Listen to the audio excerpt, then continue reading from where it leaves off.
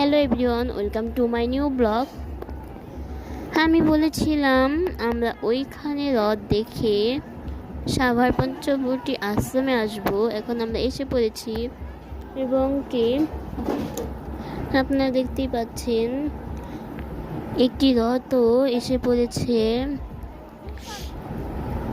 এরপর আমরা আরেকটি হ্রদ আসার অপেক্ষা করছিলাম।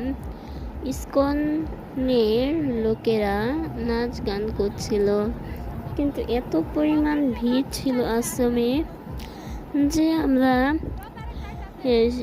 সাধু মন্দিরের সিঁড়িতে উঠে দাঁড়িয়ে হ্রদ দেখেছিলাম।